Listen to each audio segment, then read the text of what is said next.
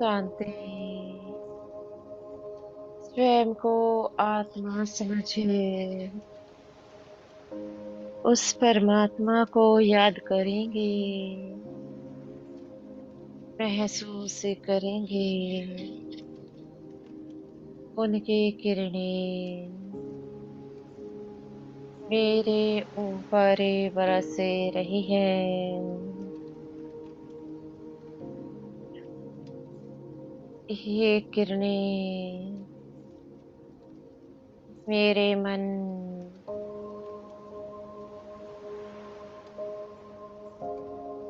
मेरी बुद्धि,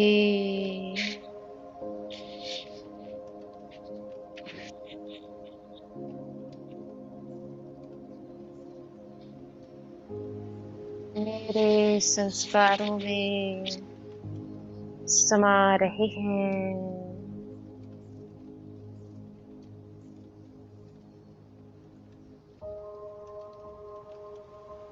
ये किरणें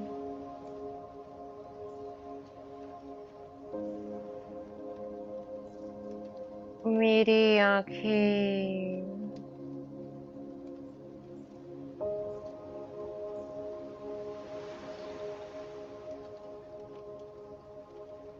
मेरे कान,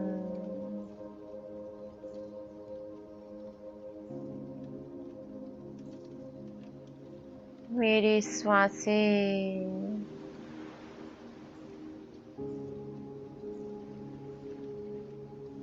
मेरा मुख,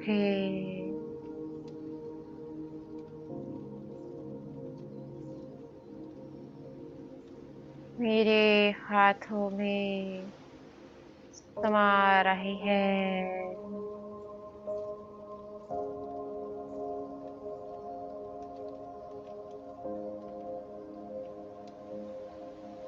ये किरणें सारे विश्व में फैल चुके हैं।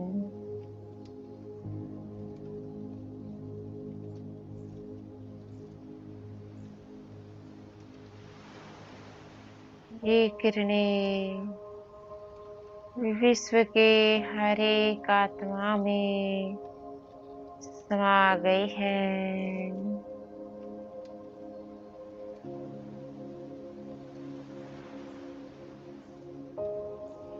ये किरणें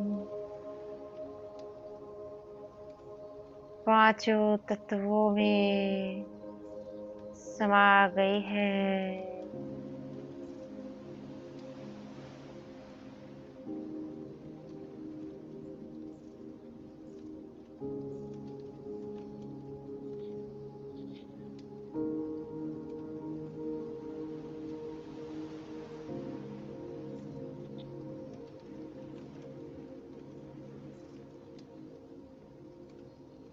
हे शक्ति, से दृष्टि लीजिए।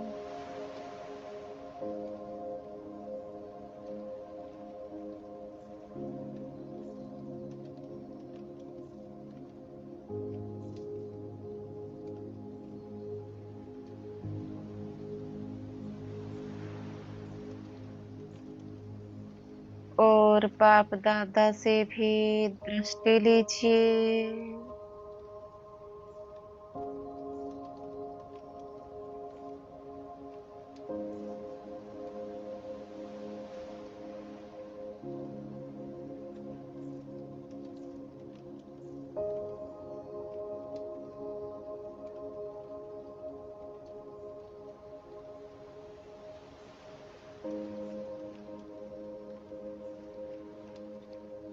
हे शक्ति,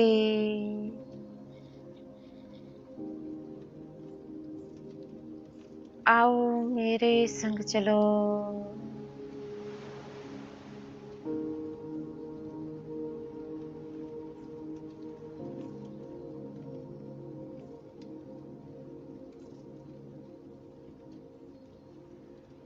हे शक्ति,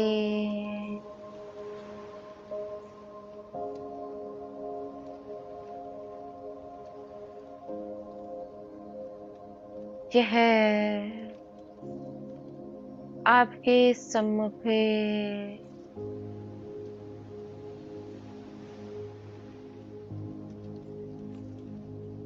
इस समय कुछ फरिश्ते विराज रहे हैं।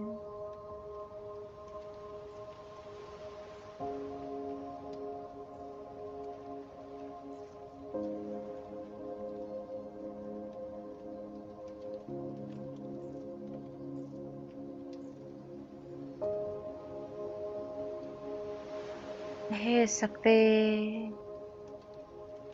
इन फरिश्तों को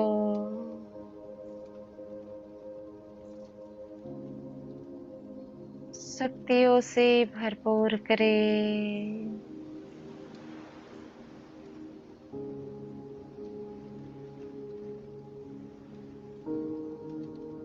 मुझे आत्मा से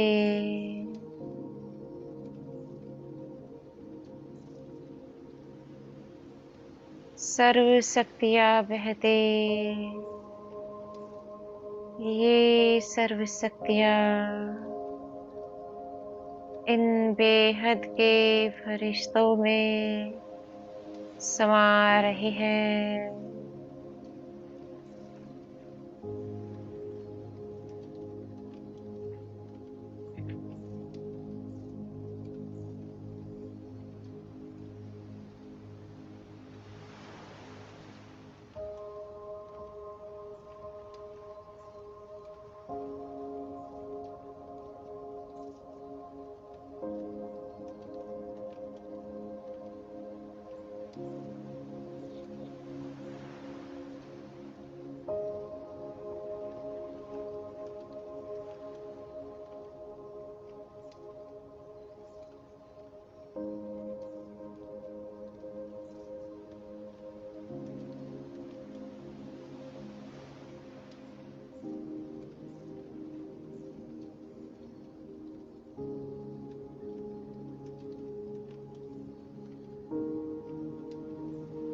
हे शक्ति,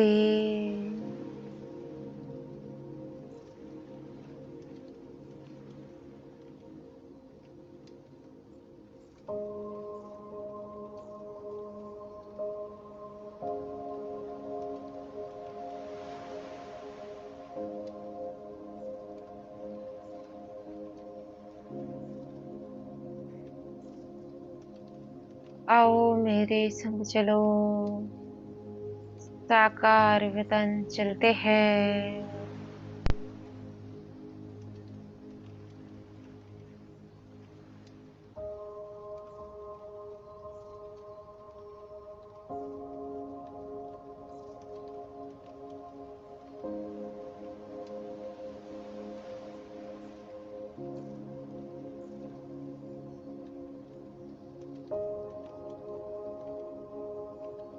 हे शक्ति,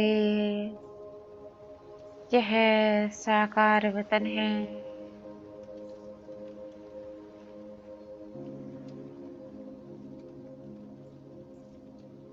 और ये आपके रहने का स्थान है।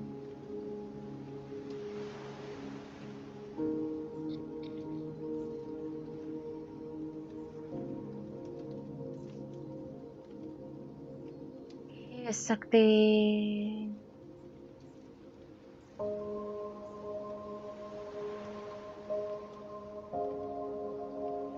इस समय आपके सम्मुख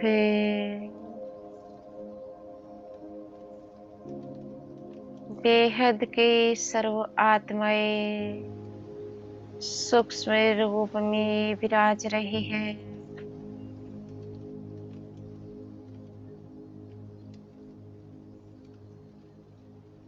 इन सबको मेरा सत्य परिचय देना है। मैं कौन हूँ, मेरा क्या संबंध है इनसे है।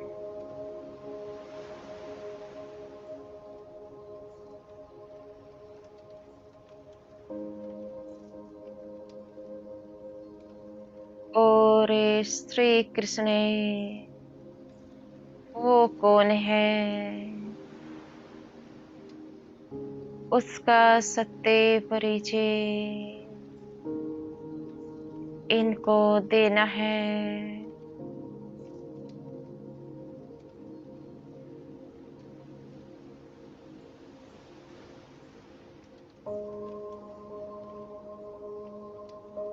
हे बेहद की सर्व आत्माएं,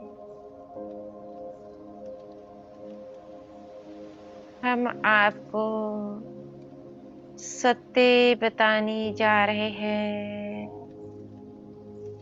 ऐसे सत्य को सुनने से आप बेहद की आत्माओं का महाकल्याण हो जाएगा।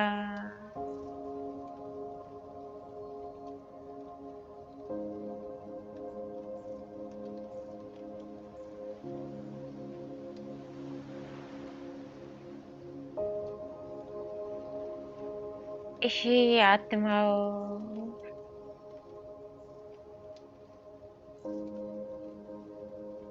कहते हैं परमात्मा निराकार है, अजन्मा है, अभोक्ता है, असोचता है। यह तो सत्य है कि वह अजन्मा भी है और अभोक्ता भी है, निराकार भी है।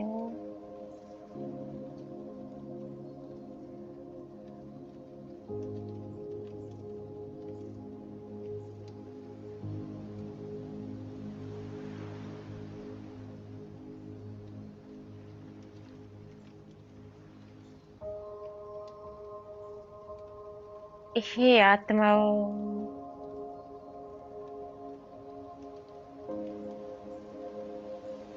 आखिर वो परम पिता परमात्मा कौन है? क्या उसकी महिमा है? वह हम आपको बताते हैं।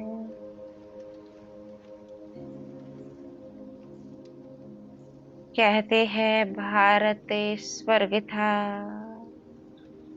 देवी देवताओं का राज्य था।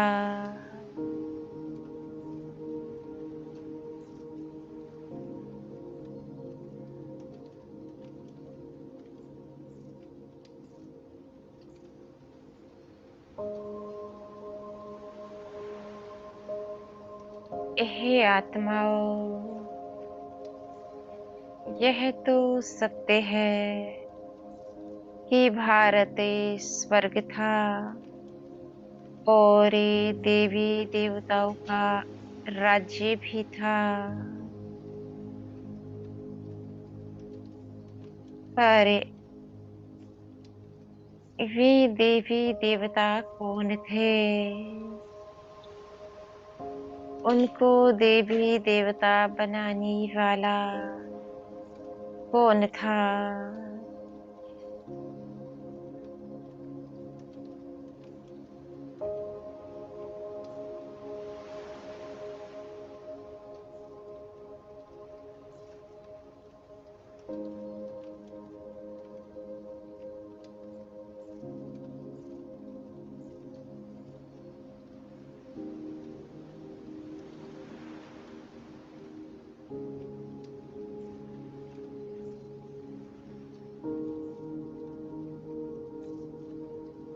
हे आत्माओं,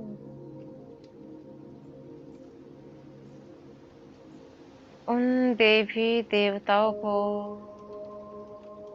ऐसी दुनिया बनाने वाला आखिर वह कौन है? वह हम आपको बताते हैं।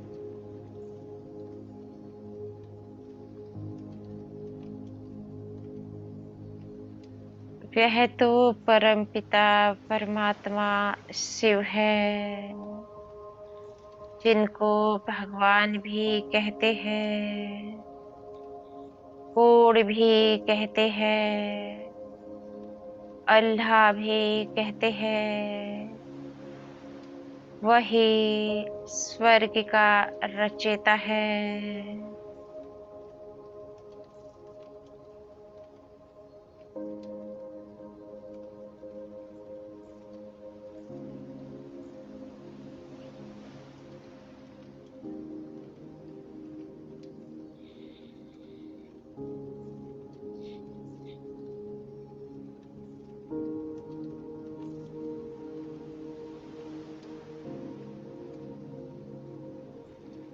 हे आत्माओं,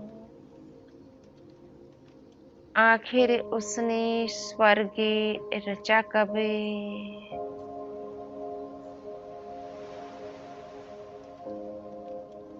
हे आत्माओं, कभी तो रचा ही होगा।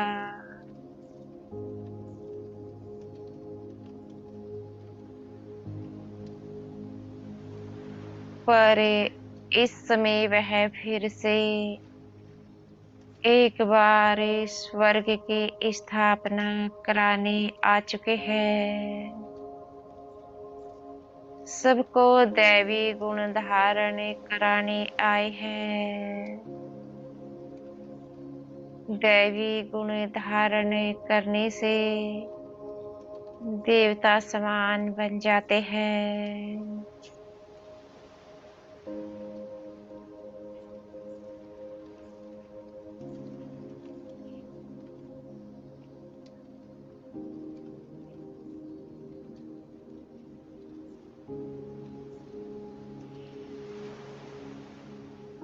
हे आत्माओं,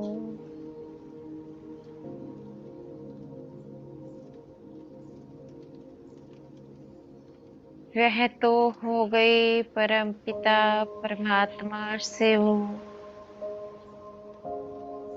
जो इस सृष्टि के निराकारी पिता है, अर्थात आत्माओं के पिता है।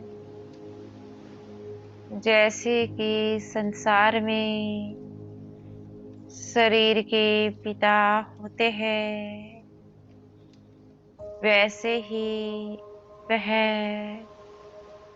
आप सब बेहद के आत्माओं के पिता हैं।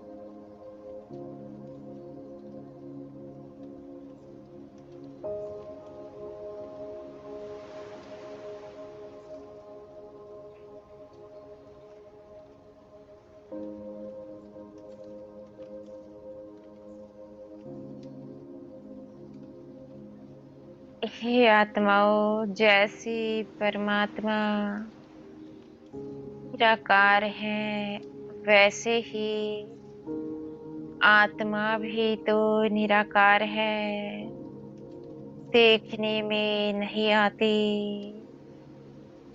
उसी प्रकार से परम पिता परमात्मा भी देखने में नहीं आते हैं। उनको केवल योग के द्वारा महसूस से किया जा सकता है।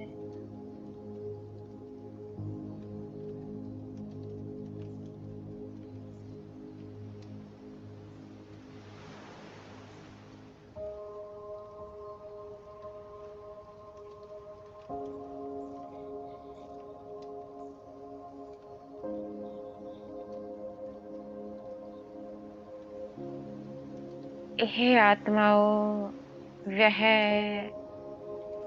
हम आत्माओं के निराकारी पिता है।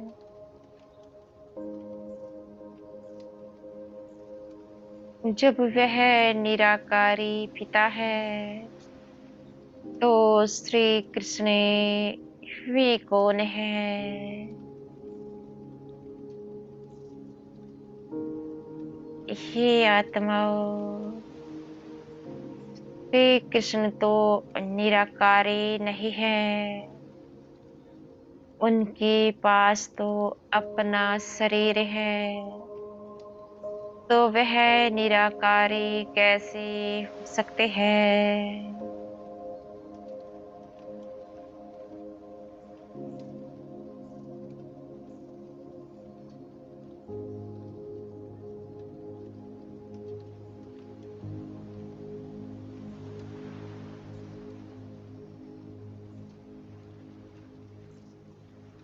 हे आत्माओं,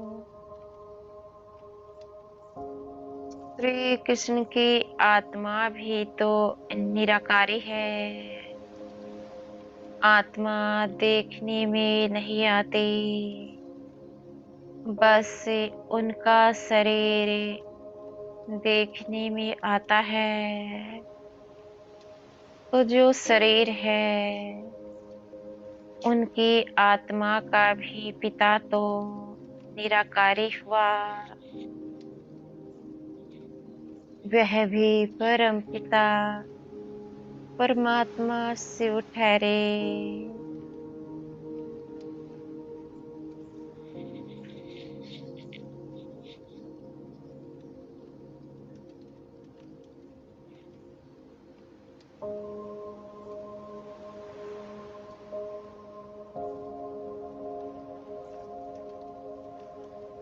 हे आत्माओं,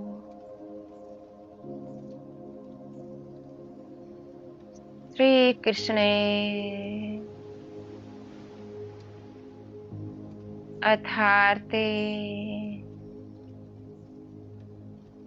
एक छोटा सा बच्चा जिसका जन्म उनके माता पिता द्वारा होता है।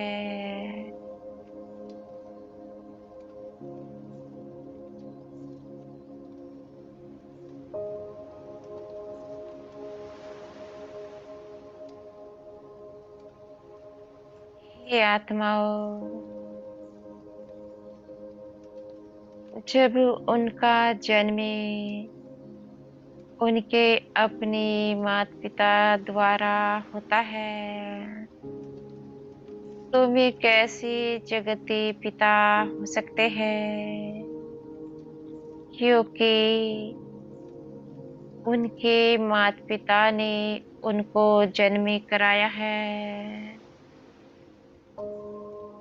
अब उनके माता पिता का जन्म कराने वाला भी तो कोई होगा ना।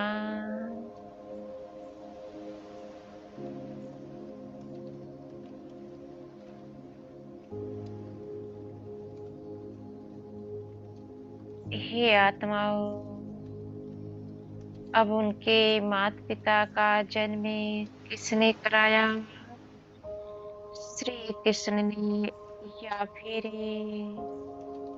कोई और ने?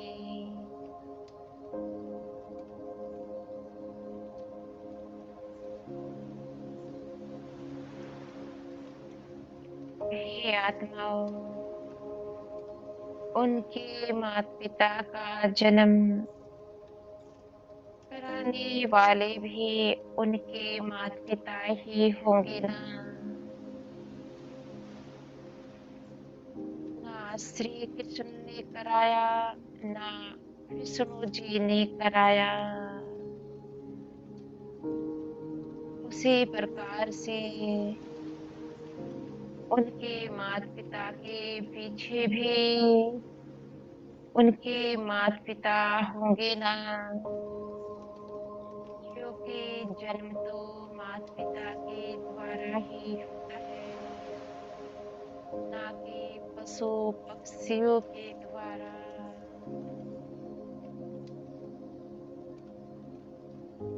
हे आत्माओं, यह तो रंगमंच है। इस रंगमंच पर सभी आत्माएं अपना अपना पार्ट बजाती हैं, और हर एक आत्मा को जन्म देने के निमित्त उनके अपने अपने माता पिता ही होते हैं। बगैर माता-पिता के जन्मे कैसे हो सकता है?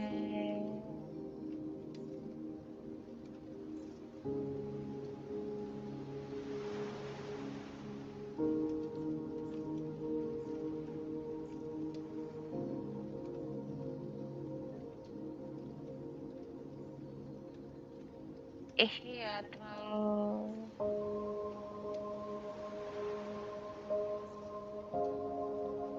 तो श्री कृष्ण कौन है? अब उनको परम पिता श्री कृष्ण तो कह नहीं सकते।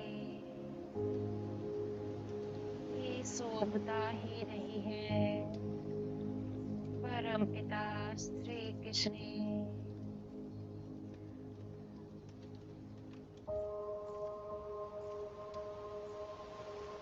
हे आत्माओं, अब ये श्री कृष्ण वह तो देवता है, क्योंकि वह भी जन्म मरण में आता है, जन्म भी होता है, तो मृत्यु भी होती है।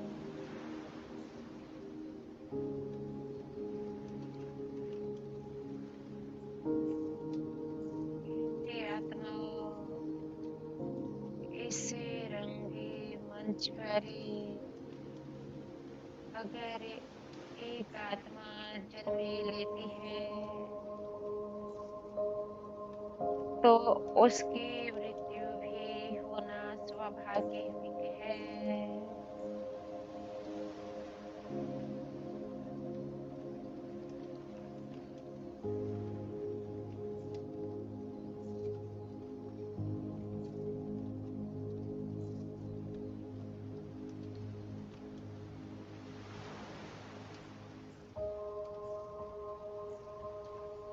हे आत्माओं,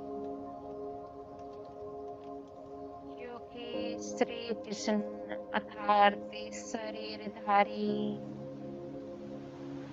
तो आपको यह जानना पड़े कि श्री कृष्ण वे कैसे हैं। उनके शरीर का नाम श्री कृष्ण है, ना कि आत्मा का नाम। आत्मा का कोई नाम होता नहीं है, शरीर का नाम होता है।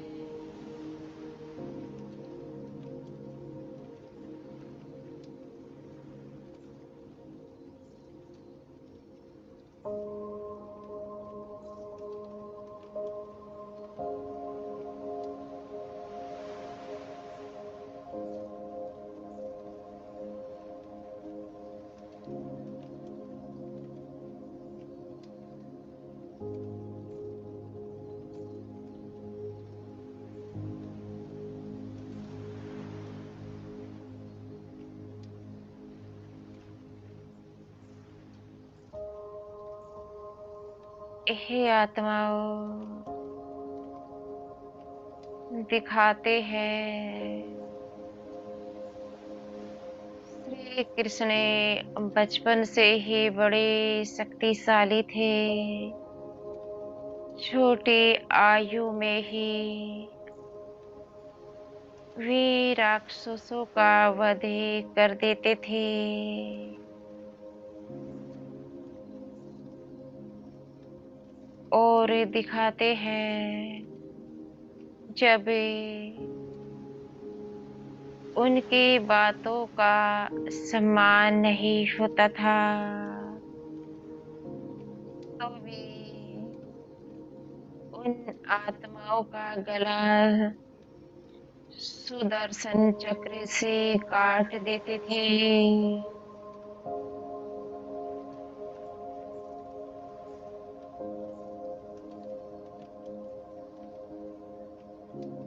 हे आत्माओं, गला काटना अर्थात हिंसा करना अगर इस समय कोई आत्मा कोई का गला काटे तो यह तो हिंसा हुई और हिंसा की सजा बड़ी सख्ती होती है।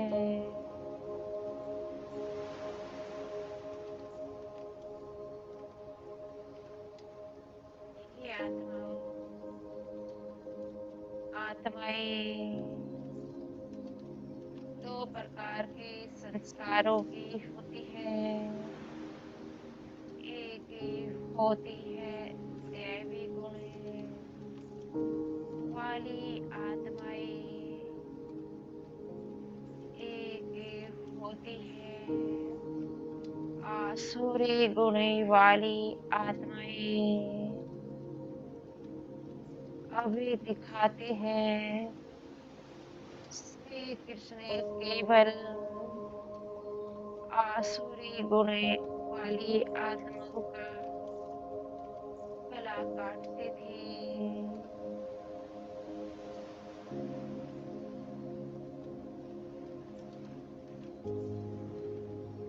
क्योंकि जो आसुरी गुण वाले मनुष्य थे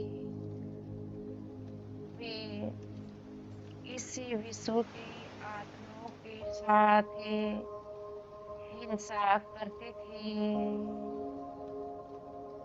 जो मनुष्य आत्माएं हैं उनको तंग करते थे, गलत व्यवहार करते थे।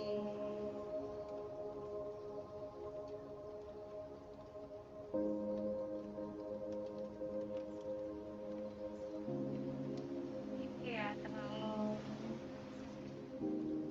है तो असुर भी आत्माएं पर इस शरीर से असुर है,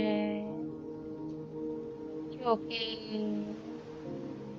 उनमें दैवी गुण है नहीं। अब वे असुर आए कहाँ से? उनके भी तो माता पिता ही होंगे ना। क्या देवी देवता उनको जन्म देते हैं या फिर श्री कृष्ण उनके जन्म के निमित्त होते हैं? तो दिखाते हैं कि देवी देवताओं के भी अपने परिवार हैं, सबके अपने अपनी स्त्रियां हैं।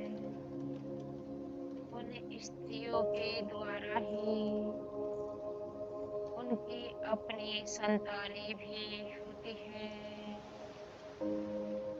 श्री कृष्ण की उनकी स्त्रियां भी हैं और अपनी संतानें भी हैं।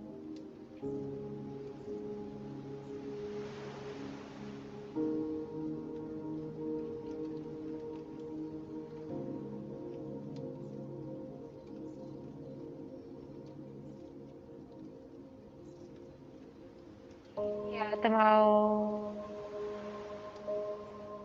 अगर श्री कृष्ण जगत के पिता है तो उनको क्या आवश्यकता है?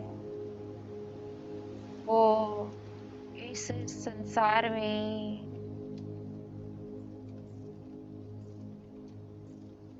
एक गृहस्थी बनकर जीवन जिए, क्या परम पिता परमात्मा को गृहस्थी बनना पड़े? क्योंकि वह तो जगती पिता है। जगत पिता को क्या गृहस्थी बनना पड़ेगा? यह आपको बुद्धि से समझना है।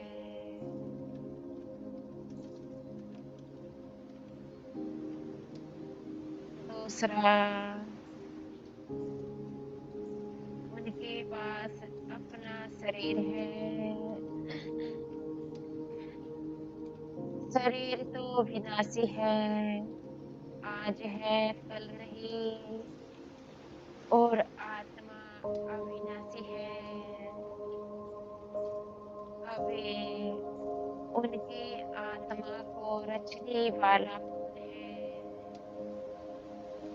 क्या वे स्वयं है? तो दिखाते हैं, विष्णु जी का अवतार है।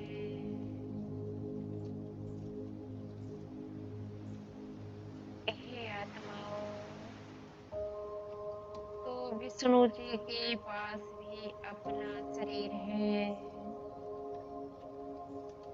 उनके शरीर का रचनाकार भी तो कोई होगा नहीं।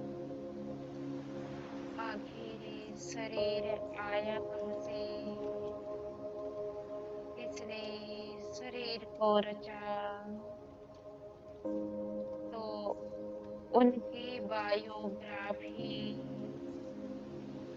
कोई को पता ही नहीं। आखिर विष्णु जी के शरीर के माता पिता कौन है?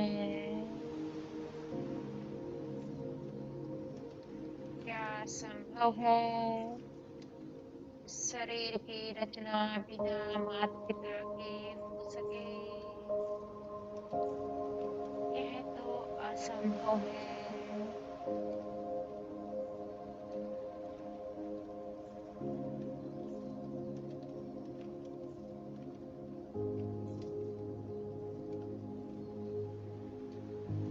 हे आत्माओं,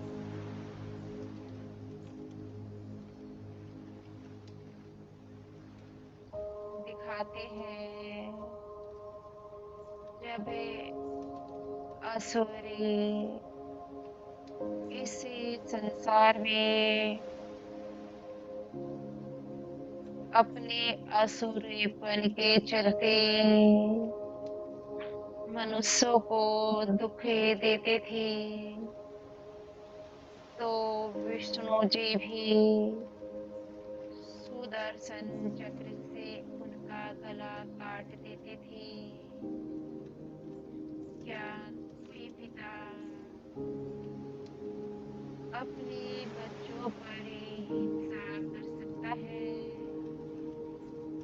बच्चा तो बच्चा है, वह चाहे असुर है, चाहे देवता है, हुआ तो बच्चा ही। यह भी तो हिंसा है।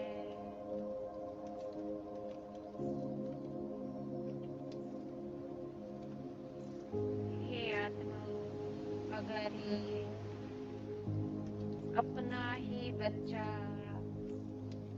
आसुरी मत का हो जाए, तो क्या आप उनका गला काट सकते हैं?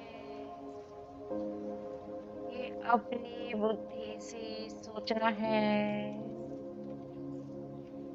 क्या कोई माता पिता अपने गलत संस्कारों के बच्चे को इस प्रकार से शिक्षा देते हैं?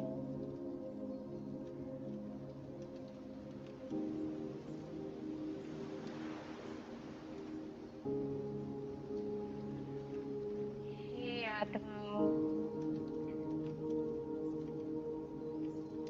क्या गला काटने से कोई को शिक्षा धारण हो जाती है? आत्माओं में परिवर्तन हो जाता है? यह तो असत्य है। अगर ऐसा होता तो आज संसार में इतनों को फांसी दी जाती है। क्या कोई में सुधार हो रहा है?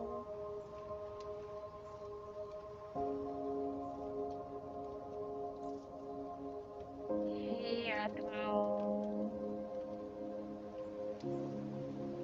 अपनी बुद्धि से सोचना है।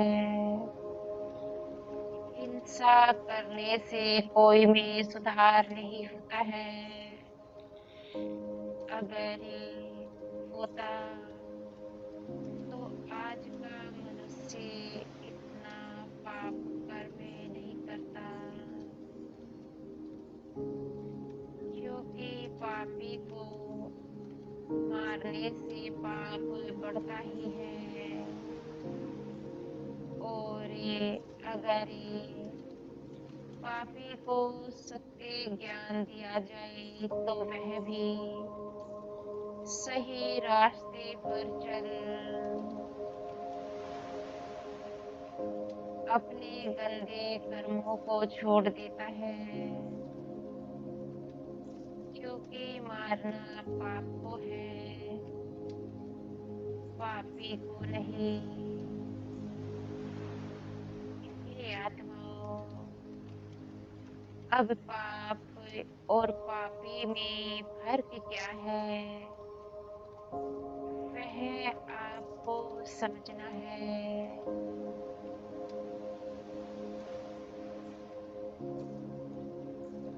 पापी अर्थार्थी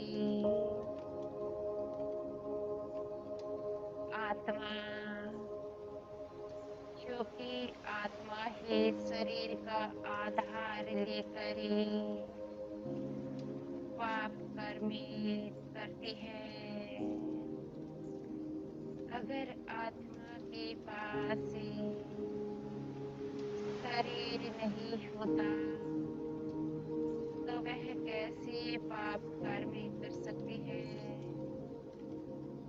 क्योंकि शरीर के द्वारा ही तो पाप कर्म होते हैं। तो आत्मा हुई पापी और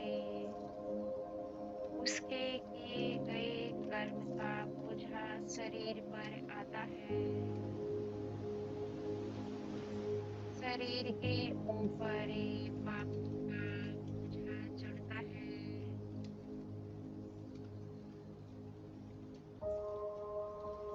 हे आत्माओं, अब आत्मा ने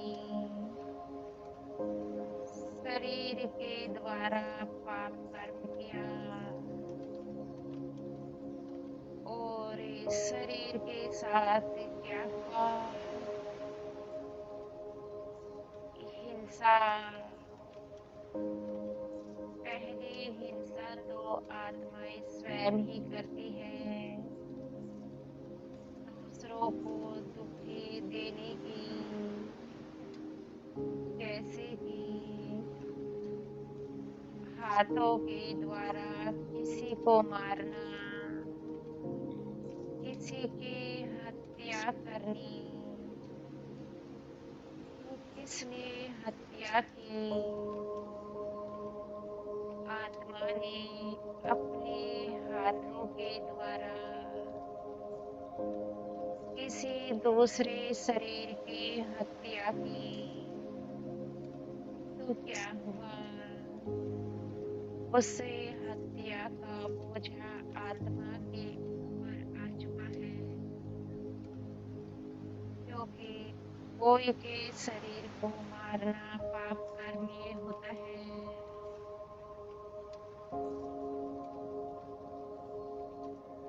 हे आत्माओं, शरीर तो 5 तत्वों का बना हुआ है। मिट्टी है, ये आपको प्रैक्टिकल समझना है। पृथ्वी तत्व, जल तत्व, अग्नि तत्व, वायु तत्व और आकाश तत्व से बना हुआ ये मिट्टी का शरीर है। ये मिट्टी तो कभी भी मर जाती है और आत्मा फिर से जन्म ले लेती है, फिर से अपने माता पिता के धारण करती है।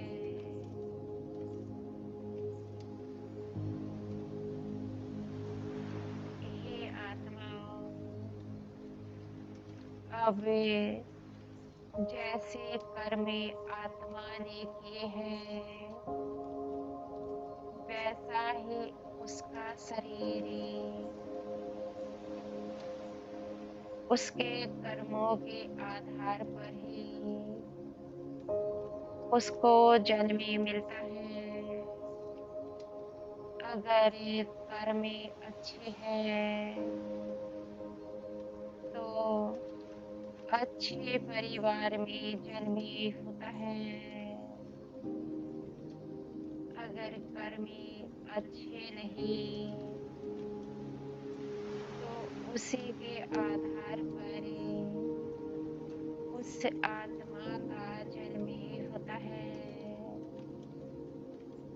अभी कोई का जन्म साहूकारों के घर में होता है तो जरूर पीछे से अच्छे कर्म किए होंगे, तभी तो साहूकार है। और कोई का जन्म बिल्कुल ही गरीब परिवार में होता है, जहाँ पर खाने के लिए दो समय का भोजन भी नहीं होता है, तो जरूर पीछे से उनके कर्म अच्छे नहीं थे, तभी तो गरीब घर में जन्म हुआ है। हे आत्माओं, क्या ये संभव है? एक बाप अपने बच्चे को अमीर घर में जन्म कराए और एक बच्चे को गरीब घर में। ये आपको अपनी बुद्धि से सोचना है। क्या आप अपने बच्चों को इस प्रकार से संपत्ति बांटेंगे? एक बच्चे को सारी संपत्ति दी जाए और दूसरे को खाली कुछ भी ना दी जाए। ये आत्माओं, जब आप ही अपने बच्चों में भेदभाव नहीं करते, उनको एक समान दृष्टि से देखते हो, बराबर का हक देते हो, तो क्या वह परमात्मा अपने बच्चों को अमीर और गरीब बनाने वाला है? यह तो रोंग है, असत्य है। मनुष्य अपने कर्मों के आधार पर ही असुर बनता है और अपने कर्मों के आधार पर ही देवता बनता है।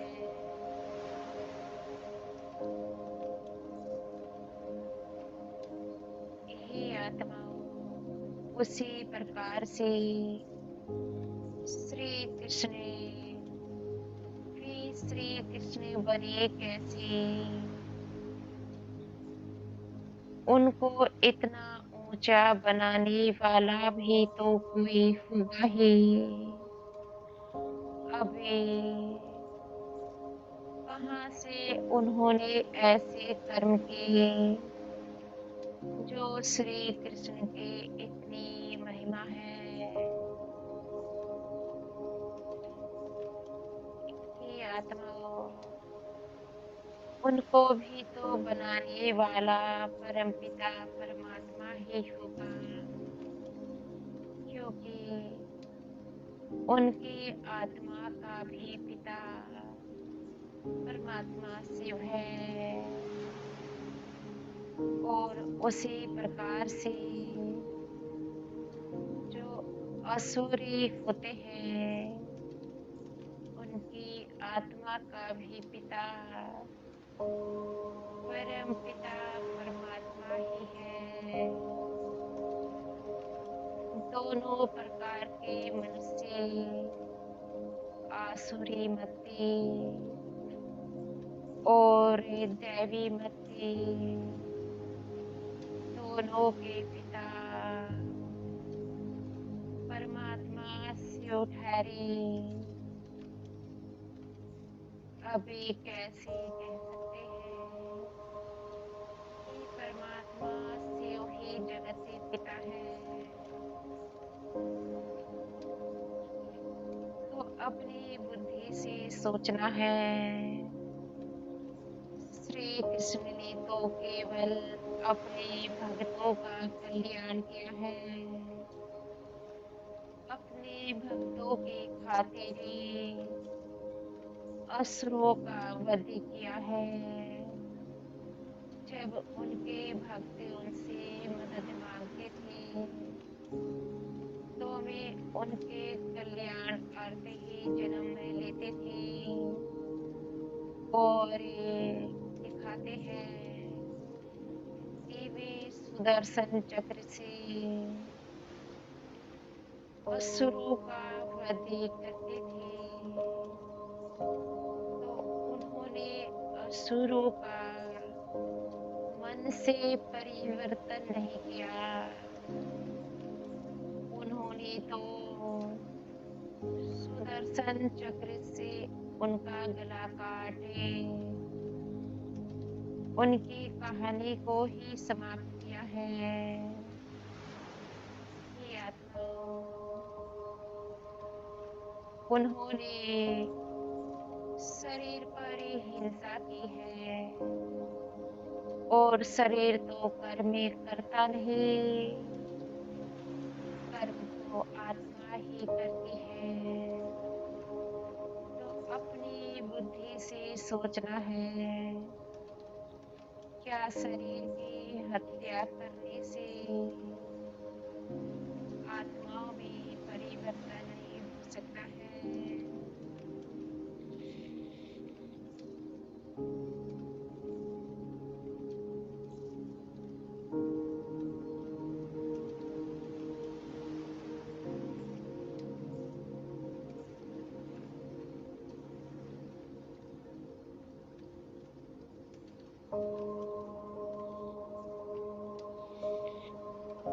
हे आत्माओं,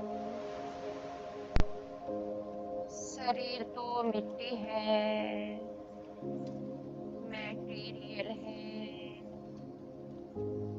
परिवर्तन तो आत्माओं का करना होता है।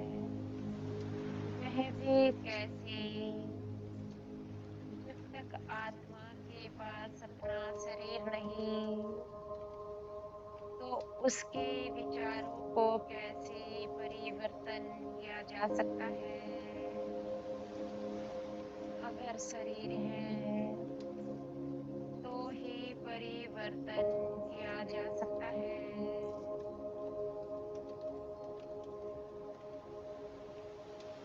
ये आत्माओं, इसलिए श्री कृष्ण परम पिता परमात्मा नहीं,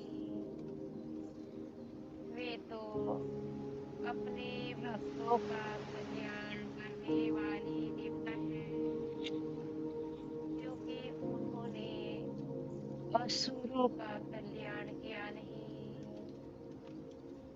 उन्होंने तो केवल अपने भक्तों का कल्याण किया है।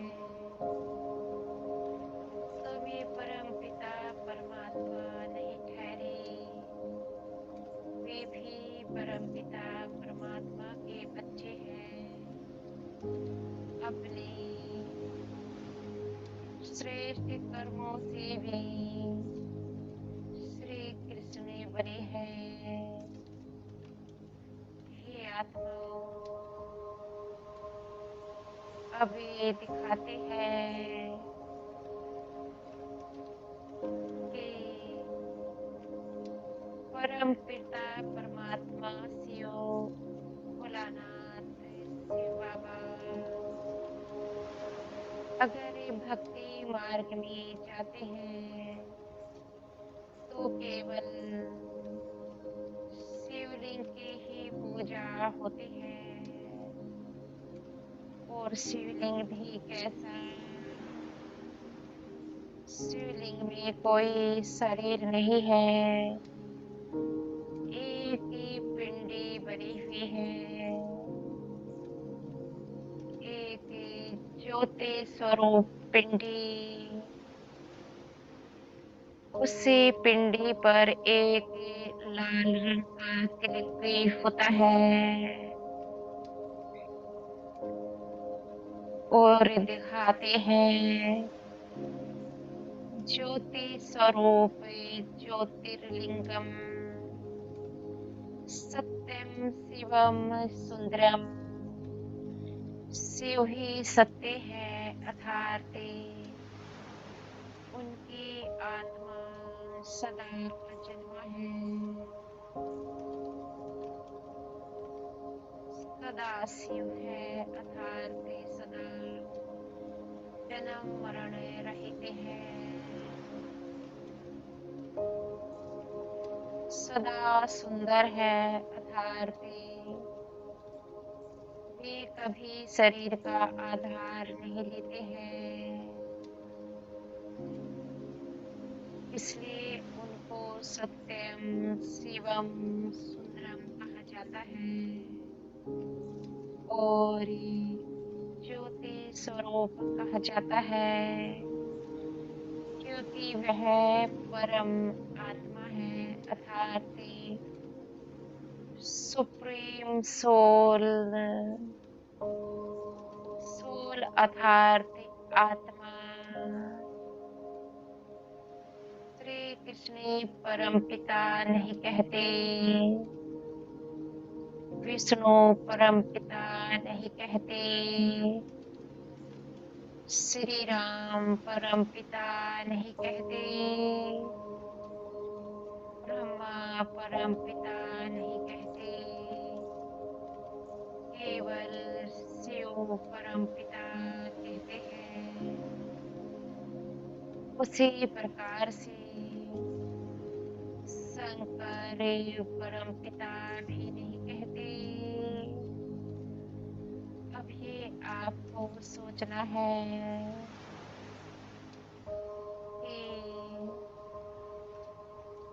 शंकर और शिव इन दोनों में क्या भेद है।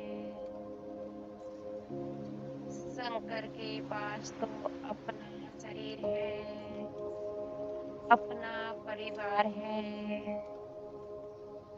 उनके अपने बच्चे हैं, गणेश और कार्तिक भी, उनकी अपनी स्त्री है पार्वती। और दिखाते हैं उन्होंने भी केवल अपने भक्तों का कल्याण किया है। अगर कोई आसुरी मत का मनुष्य उनके भक्तों को तंग करता था तो वह भी तीसरे नेत्र के द्वारा उनको भस्मी कर देते थे। अभी शंकर यह तो शरीर का नाम है, उस शरीर में भी तो आत्मा है, उस आत्मा का भी तो कोई पिता होगा, तो वह भी तो आत्मा ही ठहरी ना, क्योंकि उनके पास भी अपना शरीर है, तो वे कैसे अजन्मा हो सकते हैं, अभोक्ता हो सकते हैं। हे आत्माओं, कि शरीर को भोग रहे हैं। शरीर को भोगने वाले भोगी कहलाते हैं, हारते जन्म मरण में आने वाले हो जाते हैं, क्योंकि शरीर तो विनाशी है। हे आत्मा, तो इसका अर्थ है कि शिव और शंकर दोनों ही अलग हैं। कहते हैं शंकर देवताए नमः, ब्रह्मा विष्णु शंकर देवताए नमः, शिव परमात्माए नमः। तो देवता कहना अर्थात यह सत्य है कि ये तीनों देवता ही हैं। तभी तो ब्रह्मा विष्णु शंकर देवता ही कहा जाता है। शिव परमात्मा नमः कहा जाता है। तो शिव सभी आत्माओं के पिता ठहरे, क्योंकि स्वयं ही कहते हैं परम पिता परमात्मा शिव, तो वह आत्माओं के पिता है। वही जगत पिता परमात्मा शिव है। वही ईश्वर है, वही भगवान है, वही गॉड है, वही अल्लाह है। ये आत्माओं, इस सत्य को स्वीकार करो। ये आत्माओं, सत्य स्वीकार करने से आत्माओं के ऊपर जो पापों का बोझा है, वह बोझा समाप्ति हो जाता है। जितना आप दिल से इस बात को स्वीकार करेंगे, उतना आप में परिवर्तन होता जाएगा। जिससे बुराई का आप त्याग नहीं कर पाते, वो बुराई आपसे छूटती जाएगी। लेकिन कभी जब आप परम पिता परमात्मा शिव को निराकार पिता के रूप में स्वीकार करें, तभी हे आत्माओं, यही सत्य है। सत्यम शिवम सुंदरम ज्योतिर्लिंगम परमात्मा शिव। हे आत्माओं, ओम शांति, ओम शांति, ओम शांति।